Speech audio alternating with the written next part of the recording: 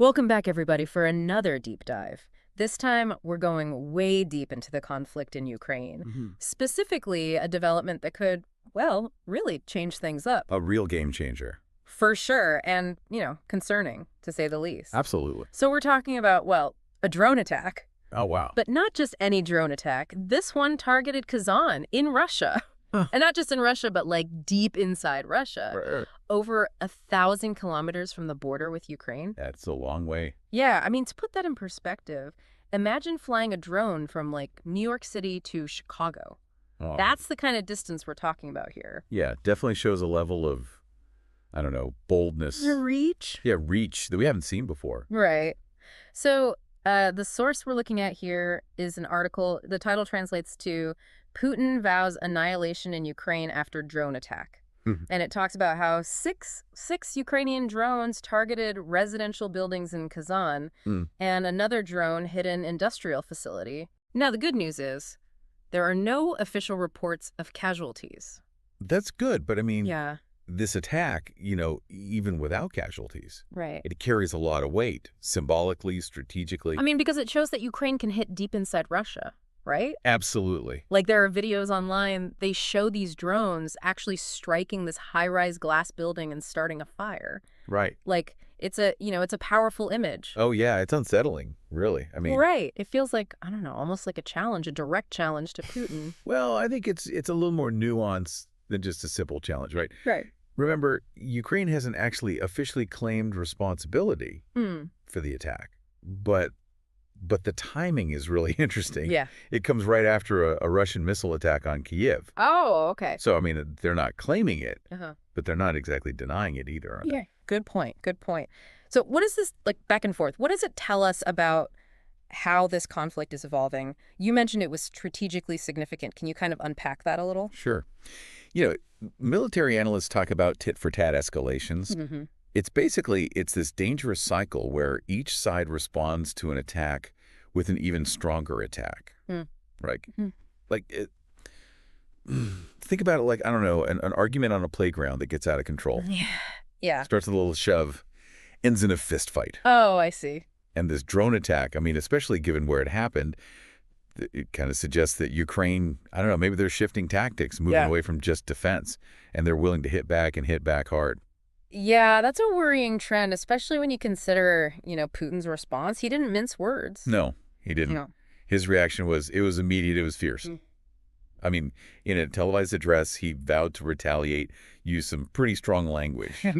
Talked about annihilation and promised that those responsible would regret their actions. Wow. Okay. Yeah. Strong words. It is strong language, but is it just, tough talk?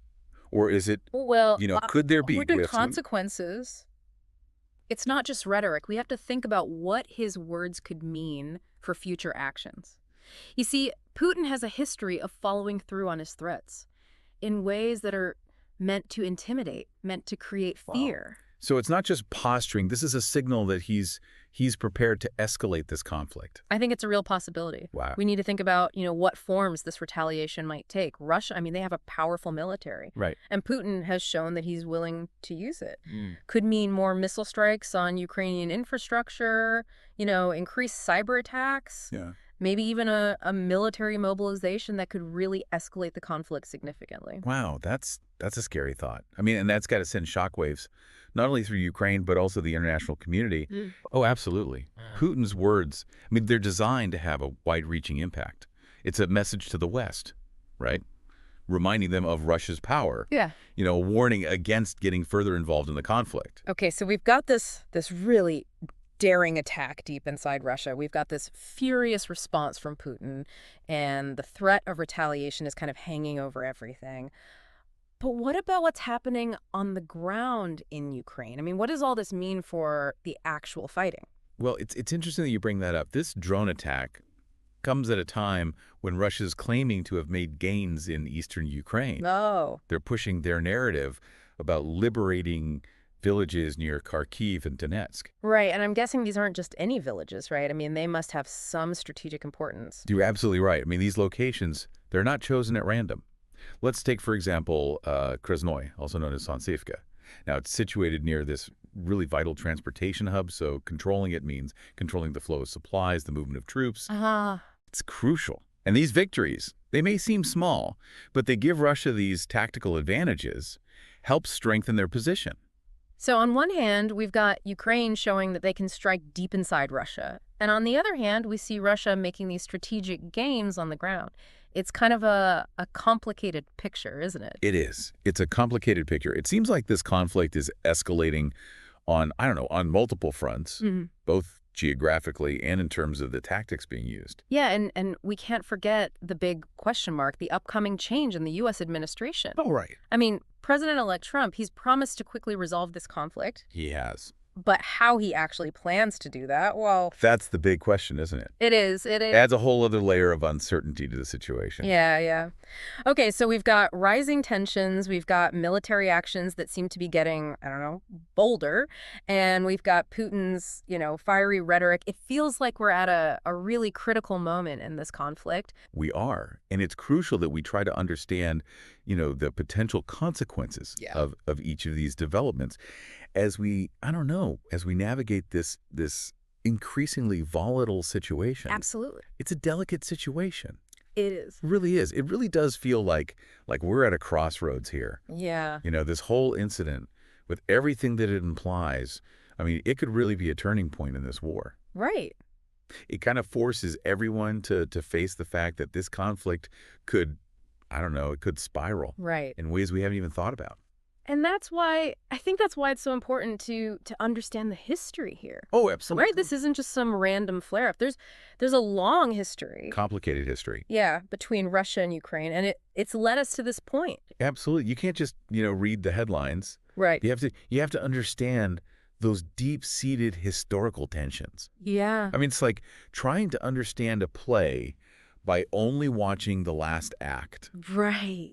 You missed the whole story. Exactly. So let's rewind a bit. For those of us who, maybe weren't paying attention in history class, can you give us a crash course on the key events that have kind of fueled this conflict? Sure. I mean, we have to go back to 1991. Okay. The collapse of the Soviet Union. Right. Ukraine, which had been a part of that Soviet empire for decades. Right. Declared independence. Huge change. Oh, yeah. For Russia, this was a massive blow, strategically and emotionally. Because Ukraine was, I don't know, kind of like Russia's little brother. It was more than that. Okay. I mean, Ukraine served as this buffer zone between Russia and Western Europe. Right. It's got vast agricultural resources, access to the Black Sea. So strategically, it was vital for Russia. Right. Losing control of Ukraine, it was like losing a limb. It weakened Russia's position, challenged their sense of identity. So it wasn't just about the territory. It was about,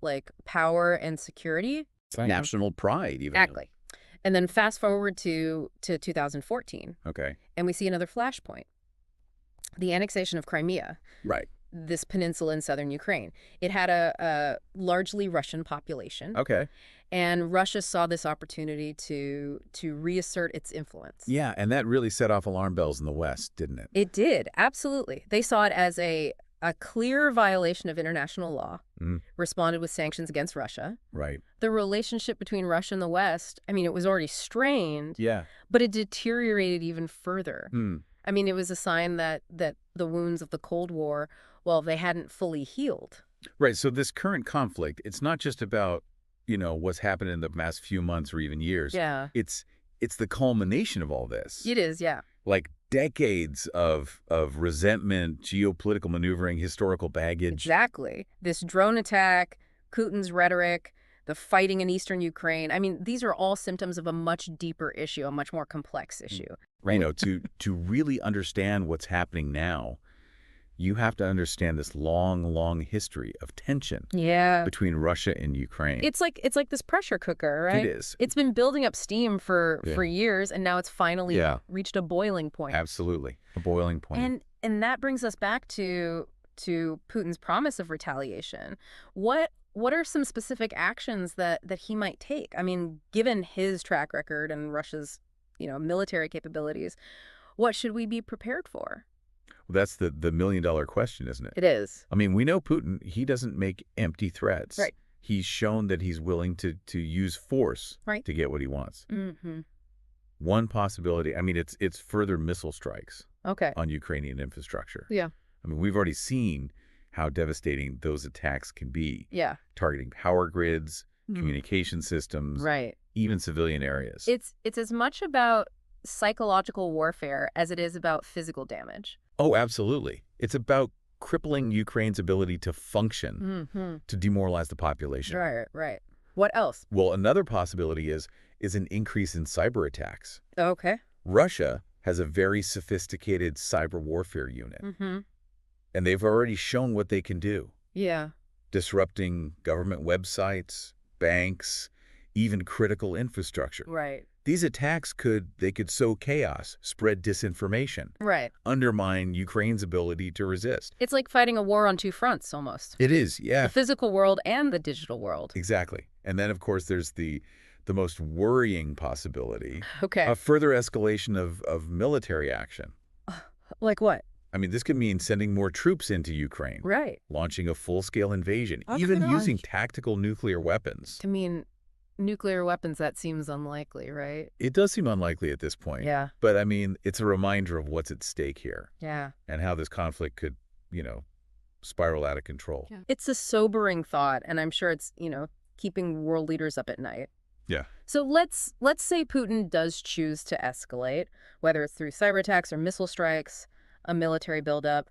How might the international community respond? What options are even on the table? Well, I mean, the international community has already condemned Russia's actions, Right. imposed economic sanctions. Right. These sanctions target key sectors of the Russian economy, Yeah. aiming to pressure Putin. To change course. Yeah, to change course. But how effective those sanctions are, I mean, that's debatable. Because Russia has ways of getting around those sanctions, right? They do. I mean, they've built up their foreign currency reserves. Yeah. They've diversified their trading partners. Right. They've even developed alternative financial systems. So they've been preparing for this. Oh, yeah. They've been preparing for this for years. Wow. So sanctions alone might not be enough. It's unlikely. To deter Putin, what other options are there? Well, one option that's been discussed is providing Ukraine with more military aid. Okay. This could include, advanced weaponry, Great. intelligence sharing, even direct military training. Mm. The idea is to bolster their defenses, make it more costly for Russia to continue this aggression. But wouldn't that risk escalating the conflict further? Wouldn't Russia see that as a provocation? It's a tricky balance. Yeah. Those who support military aid, they argue that it's necessary to deter Russia.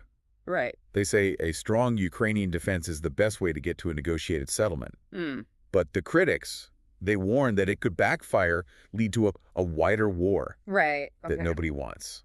And then, of course, we have this big wild card, the incoming U.S. administration. Right. President-elect Trump has said that he wants to resolve this conflict quickly. He has. But how he actually plans to do that, well, nobody really knows. Yeah, that's another layer of complexity, isn't it? Yeah. I mean, Trump's foreign policy, it could be unpredictable. Yeah, for sure. And he has expressed admiration for Putin in the past. He has. So it's unclear whether he'll take a more conciliatory approach Right. towards Russia, which could, undermine efforts to support Ukraine. So much uncertainty. A lot of uncertainty. So many different ways this conflict could go. It's a complex situation. Almost overwhelming. It is. But even amidst all this uncertainty, there are things we can do. Like what? Well, we can stay informed. Okay. We can engage in thoughtful discussions. Right. We can hold our leaders accountable, Mm. for finding peaceful solutions. It's easy to feel powerless, when you're faced with a global crisis like this. It is. But you're right. Knowledge is power. It is. By understanding the history, Yeah. the motivations, the potential consequences, we can at least, make informed decisions. Absolutely. Advocate for policies that promote peace and stability. Exactly. We might not be able to control what happens on the battlefield. Right. But we can control how we respond, Mm. how we engage, Right. how we use our voices to push for a better outcome. And that brings us to the human cost of this war. I mean, we've talked about the politics, Right. the military strategy, Big picture. But we can't forget about the real people No, absolutely who no. are caught in the crossfire. I mean, behind the headlines, the analysis, there are millions Yeah. of Ukrainians Right. whose lives have been turned upside down, Mm-hmm. families separated, homes destroyed, countless lives lost. I mean, the human cost it's immeasurable. It's a reminder that this conflict isn't just about land or power. Right. It's about people. It is. It's about lives. Lives shattered by violence and displacement? And it's not just limited to Ukraine, right? No, not at all. I mean, this At all. conflict has ripple effects That's what- across the globe. We're already seeing the impact on energy markets, on food security, Oh. on global trade. I mean, Europe's dependence on Russian energy, it's been exposed, leading to, price hikes and the scramble for alternative sources. Mm-hmm. The war it's disrupted supply chains, Right. contributed to inflation, economic instability, Yeah. and the refugee crisis. I mean, millions of Ukrainians have fled their homes. Yeah. This is putting a strain on neighboring countries. Right. And it really highlights the need for humanitarian aid. It's a stark reminder that these conflicts, no matter how far away they may seem, they have consequences for all of us. They do. They really underscore how interconnected our world is Yeah. and how important it is to work together Yeah. to find peaceful solutions. It all feels very bleak, to be honest, Mm. with both sides seemingly dug in, Right. the rhetoric getting more and more aggressive. Is there even a path towards peace? What would that even look like? It's a tough question. It is. And there are no easy answers. Yeah. Some people, they argue for continued military support for Ukraine, Okay. believing that a strong defense is the best deterrent. Right. And the key to eventually forcing Russia to negotiate. Mm-hmm. Others, they advocate for a negotiated settlement, Okay. even if it means making concessions to Russia. Right. They argue that prolonging the conflict will just lead to more suffering and instability. So there's no clear consensus. No. No magic solution. Not at this point. Right. I mean, the situation is it's too complex. Right. The stakes are too Yeah. high, Mm. and the mistrust between the parties it's too deep. Yeah. Finding a path to peace, it's going to require diplomacy, Mm. pragmatism, Yeah. maybe even some painful compromises. Right. It's going to require all sides to step back from the brink, Right. to recognize that this conflict is futile, Yeah. to prioritize the well-being of the people caught in the middle. It's a tall order, It is. but it feels like the only way forward. It does. It does. Yeah. It's like we know how bad war is, but we just can't seem to Yeah. find a way out. It's tough. It's like, we talk about all the politics and the strategies, but Right. it's the human stories that really matter. Absolutely. People who have to flee, lose loved ones, who live in fear every day. Yeah. Those are the voices we need to listen to. And as we're, trying to make sense of this whole thing, we have to look beyond just like the headlines. Absolutely. It's bigger than Russia and Ukraine. This is about like the whole global landscape. It really is. Mm-hmm. This war, it's like it's exposed these cracks in the system, Mm-hmm. tested alliances, Right. raised these fundamental questions about like global security. The whole world is watching, and how this ends will have huge consequences for years to come. So as we wrap up our deep dive here, what are some things our listeners should really think about? Okay, well, first off, this thing is far from over. Right. We've seen how fast things can change, Yeah. and it could get much worse, with devastating consequences. That's a scary thought. It is. Like a wake-up call. It is. These things can happen. Yeah, it's not just a hypothetical anymore. Right, right. It's real. And second. Second, this is not just some regional conflict. Right. It's global. It affects everyone. Energy prices, food, global relationships, everything. all connected. Yeah, what happens over there affects us all over here. And the third thing. The human cost. Right, Beyond the numbers and the maps, there are real people suffering. right. And their stories matter. We can't forget that. No, we can't. Peace isn't just an idea. Mm. It's about real people living real lives. It's about creating a world where these stories don't have to exist.